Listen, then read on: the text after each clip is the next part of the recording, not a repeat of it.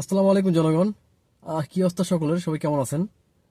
আহ, আমরা আসছি আসলে বিশ্বকাপে ব্রাজিলের স্কোয়াড নিয়ে। ব্রাজিল বিশ্বকাপে খেলুক আর না খেলুক, ব্রাজিল বিশ্বকাপ জিতুক আর না জিতুক, আমরা এই মুহূর্তে, শুধু আমরা না, পুরো একটা জেনারেশন এই মুহূর্তে তাকাই আছে ব্রাজিলের বিশ্বকাপ স্কোয়াড ঘোষণা নিয়ে। কালো যখন বিশ্বকাপ স্কোয়াড ঘোষণা করবেন, ওই মুহূর্তটার জন্য সবাই মুখিয়ে আছে। অলমোস্ট প্রায় কয়েক হাজার মিডিয়া অপেক্ষা করতেছে যে বিশ্ব ব্রাজিলের স্কোয়াডে নেইমারকে দেখার জন্য।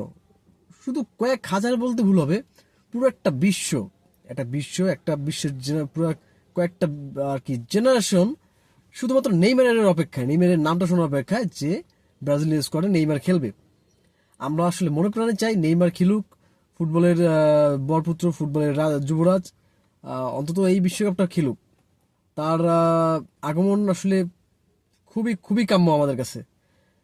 কারণ নেইমারের জন্য এই বিশ্বকাপটা হবে রঙিন করার জন্য। নেইমার আশা করি এই বিশ্বকাপে সুযোগ পাবে, ইনশাল্লাহ আশা করি আমরা। এবং এই বিশ্বকাপটা তিনি নিজের মতো করে রঙিন করে তুলবেন। এবং বিশ্বকাপের যে একটা আহ, আমেজ, বিশ্বকাপের যে একটা রং, এই রংটা, এই আমেজটা তিনি আরো আরো দ্বিগুণ করে দিবেন শুধুমাত্র নেইমারের কারণে। হ্যাঁ ঠিক আছে, রোনালদো খেলতেছে, মেসি খেলতেছে, আরো বড় বড় প্লেয়াররা খেলতেছে, এমবাপ্পে খেলতেছে, ভিনি খেলতেছে। তারপর আপনি দেখেন নেইমারের জন্য কোটি কোটি সমর্থক এখনো অধীর আগ্রহে বসে আছে শুধুমাত্র একটা নামের জন্য, নেইমার জুনিয়র। তো আমরা দোয়া করব নেইমার যাতে শান্তিতে শৃঙ্খলে নেইমার যাতে ওয়ার্ল্ড কাপ স্কোয়ারের সুযোগ পায়। Thank you. আসসালামু আলাইকুম।